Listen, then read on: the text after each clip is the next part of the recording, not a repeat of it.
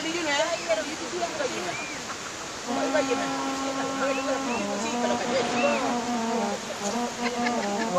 Apa lagi yang jadi. Alah.